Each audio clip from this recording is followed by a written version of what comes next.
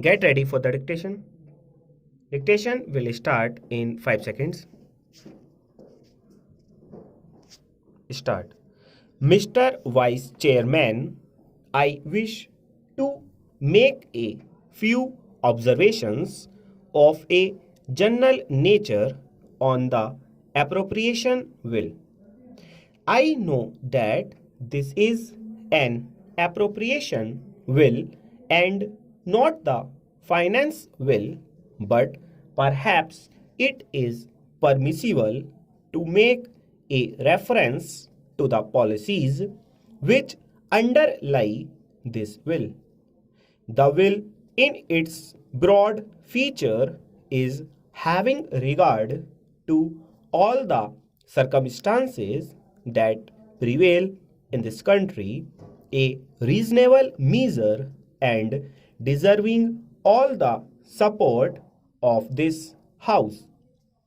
We were left behind 200 years back in the struggle for life. The Industrial Revolution bypassed us. We are now in the atomic age and we have somehow or other, if we wish to exist as a decent country in the world, to make up for lost time. We have to provide for our people a higher standard of living, and that higher standard of living we can provide only by increasing production, and increased production involves increased expenditure. You cannot have increased expenditure without heavy taxation, and it is inevitable, therefore, that the tendency to tax more and more should increase with the expansion of states' activities.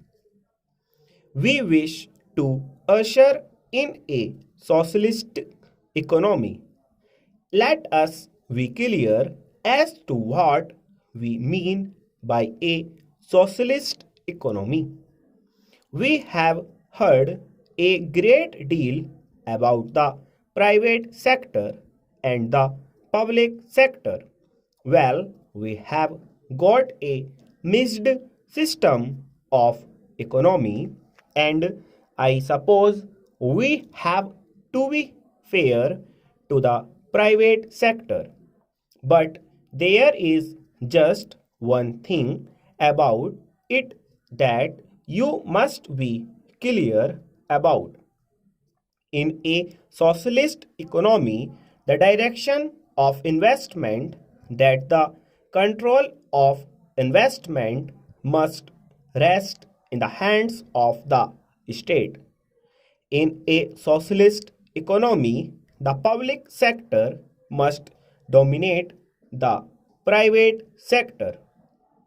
All this is vital for a socialist economy. I am glad that reason to find as an ordinary citizen who was engaging himself in legal studies that we have nationalized life insurance. I hope we shall maintain and continue that policy.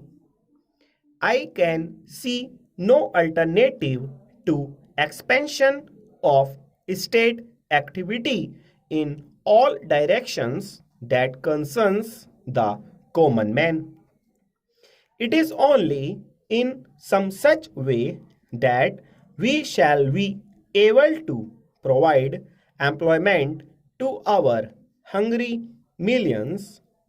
Of course, it does not mean that every tax is a good tax.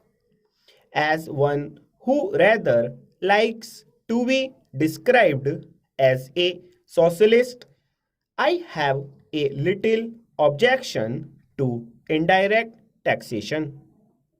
I think the better way to deal with the problem of taxation is to tax those who are in a position to bear the burden of taxation.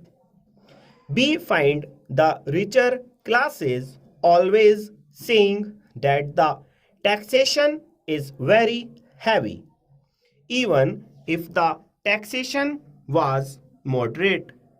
They would say it was heavy. But it is extraordinary that when once a tax of a direct nature has been levied, the industry is able ultimately to adjust itself to the conditions imposed by the tax, and therefore we have to do a little dynamic thinking in these matters. It does not fully stop.